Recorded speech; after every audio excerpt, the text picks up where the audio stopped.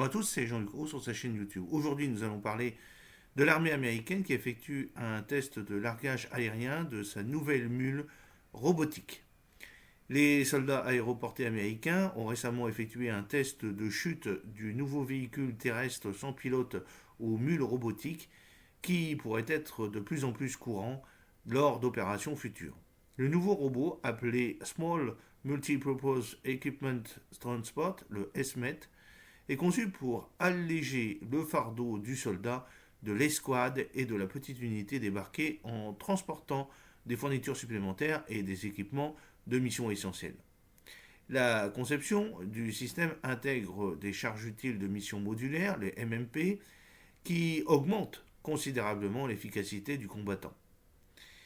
Le cadre du SMET comprend la conformité au profil d'interopérabilité, au système d'exploitation robotique militaire et à l'architecture commune pour les systèmes sans pilote, permettant une intégration transparente des futurs MMP pour améliorer ses capacités.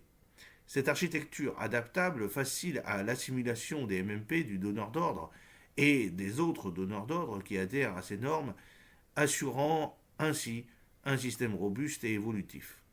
Sous la supervision de la direction des essais aéroportés et des opérations spéciales, une série d'évaluations ont été réalisées, notamment des essais d'impact de largage simulés.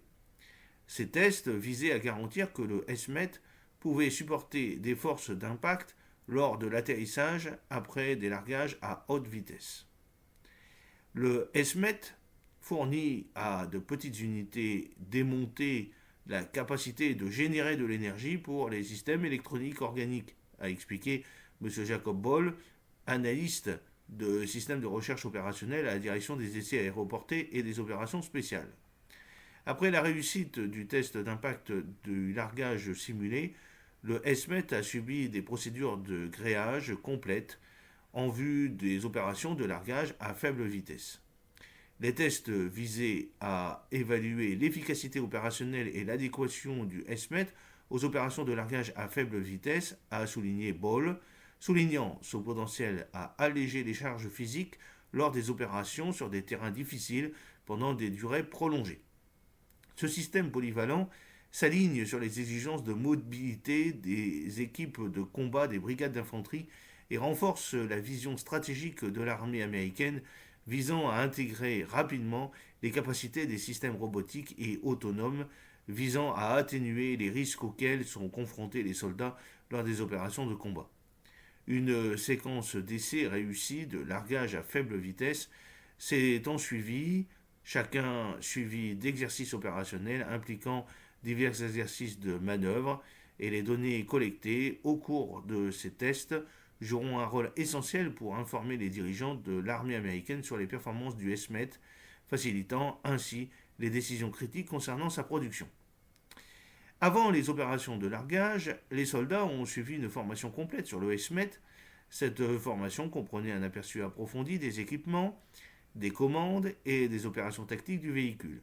Les soldats ont eu l'occasion de constater l'adaptabilité du SMET dans la négociation de différents profils de terrain, favorisant ainsi la familiarité et la préparation opérationnelle. Les tests opérationnels, a souligné Shonda Shooter, rédactrice en chef de la direction des tests aéroportés et des opérations spéciales, présentent une opportunité inestimable pour les soldats et les dirigeants de s'engager, de travailler et de fournir les opérations et les équipements qui auront un impact direct sur la préparation future des systèmes de combat.